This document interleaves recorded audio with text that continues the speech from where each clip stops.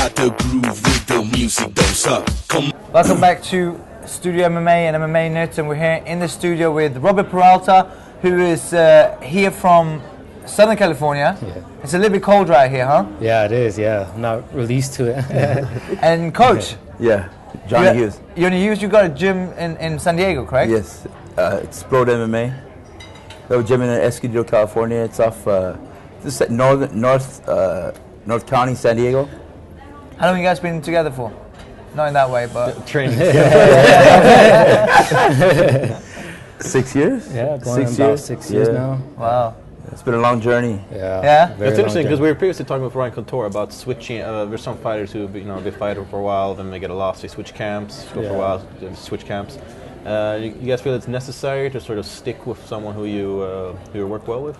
Well, loyalty, I think, Yeah, is exactly. Yeah, number loyalty. one in the game. Thank God it's been good. You know, it's been good. Everything's been good. We haven't been on how many fight streak now? 10. I believe going on 10, 9, or maybe going on 10. 9, yeah. I was looking up yesterday, Yeah. and 16-3 record. Yes. It's not bad. Yeah. Coming up through the ranks in Southern California, which is one of the most competitive, I'd say, local arena, so to speak, where you can fight, because there's so many good fighters coming out of Southern California. Yeah, there is. But your big breakthrough came in Strikeforce, first on the Challenger show, right? How was it for you to step into the big boys arena, so to speak? It was huge. It was a great opportunity, and I just had to take the chance and take the opportunity, because you never know what's going to come again. So I just took the opportunity and just trained hard. My coaches helped get me ready, and my team, and I pulled off the victory. And Hiroki Takaya, Yeah, which is yeah. a very, very experienced guy. How was it mentally to go in with someone with so much more experience than yourself at the time?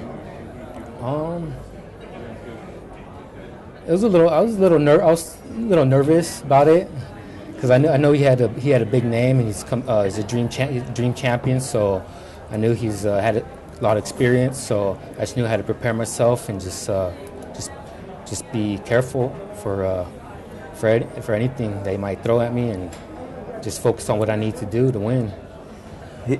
Go ahead. Go ahead. Well, that fight, he was ranked, I think, number 4th in the world at the time. Hiroki, wasn't he? Or no, 4th or 5th? No, I'm not sure. Yeah, I remember. 5th. And, I knew Robbie could beat him just because, when you get somebody, that guy is that guy. You know what I mean? And the question is, and a lot of times that can be an issue, as a coach, how do you transfer the confidence? Do you have to? Did you feel yourself, I can beat him? Or is it you saying, no, look, you really can beat him? Both, I think. I think Yeah, a little bit of both. Yeah, a little bit. I think more of my coach helped put it in my head that Make you realize. Yeah, make me realize that I got what it takes to beat whoever I can, as long as I stay focused, I train hard, and Listen. I listen, and just This guy listens. He listens. I could hang with any of the best fighters. In the world, easy. And like the last fight, 23-second knockout against Shotgun Young, considered one of the best stand-up fighters in the UFC with his Thai boxing background. Again, going into a fight like that, first of all, how much respect did you feel you had to give his stand-up? It wasn't a long fight, but Also considering that you were an away fighter fighting in front of his hometown fans. I just knew I had to come out. My coach kept telling me, be aggressive, come out, be aggressive, and stay on top of him, put my hands on him, and that's what I did. Just came out, was aggressive, and I went over that same combination that he showed me. Really? That's like a signature combination at the gym. Going to the body, starting off going to the body and coming back up top, and then I just kept going over it in my head, and it worked perfectly. All the fights we've ever had, and then the game plans, never worked. That was the first time we had to call the game how it worked, and it worked fast. Yeah. It was like, we were like, what the heck? Everybody at the gym, like, all his teammates, they were like, ah! That's a signature combination, like these guys do. So now you're facing another hometown favorite in Akira. I said it wrong yesterday. Akira Kurasani, who's not from Stockholm but from Sweden. The first Swede ever to be on the Ultimate Fighter show, and he's the only other Swede on the main card except from Ilir Latifi, who's replacing Alexander Gustafsson. Being away, fighting in an away game, so to speak, in someone else's hometown. make a difference walking into the cage? Don't make a difference because the cages are all the same. No matter where you go, the cages are the same. Just the people around are different. It doesn't bother when people yell at you? It don't bother me at all. Because once you're in the cage, I just block everything out. Just trying to listen to my cornerman and just focus on what I need to do inside that cage, and that's it. Anything you want to say about Akira? Have you watched him? Have you studied him? No, I don't study him. I don't watch him. Nothing. You never watch your opponents? Never. I assume you do. I watch, but we're gonna do what he's gonna do. We're not gonna change his game plan for somebody else. We're gonna do what we do, and they're not gonna take us out of that comfort zone. What he does is what he's gonna do. If they can take him out, we're prepared for them for anything else. We're prepared for everything, so it doesn't be prepared for everything. So, what's your background originally?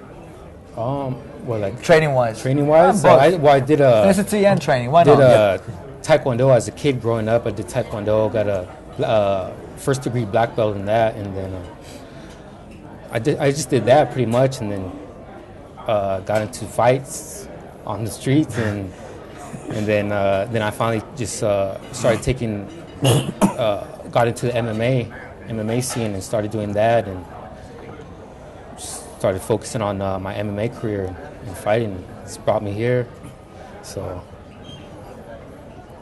You can't consider the 3 losses that he has, because the first one he fought the champion from Mexico, one of the Reyes brothers. He's like 12 and something.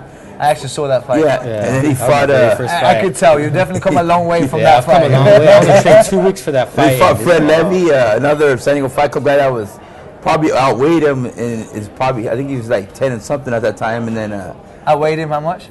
Probably 20 pounds at least. That's Southern California, right? Before it was legalized. Yeah. Well, that was actually down in Mexico. It was in Mexico. Even worse.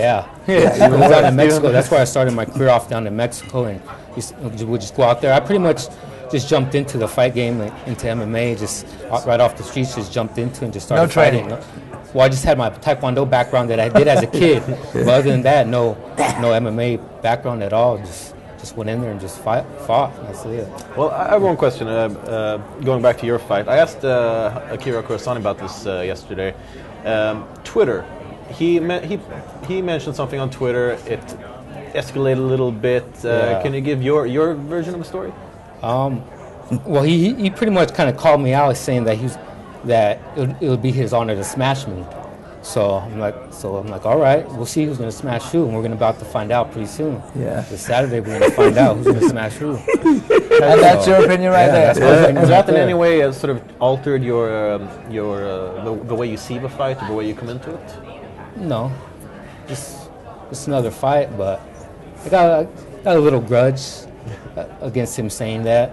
You feel the need to prove? Yeah, a little bit, yeah, but so. We'll find out on Saturday from Robbie, between Akira Kurosawa and Robbie Peralta right here. Thank you guys for coming into the studio. Thank you for having us. It has been hunted since the beginning of man. It has challenged us to become better, faster, and more determined. Failure is part of the game, but never accepted. But as sweet as it may taste in the end, it's the pursuit that defines those in it. Here's to victory. Next chance to join the chase. Betta live i mobilen. Nu dubblar vi din första insättning. betsafe.com. In it to win it.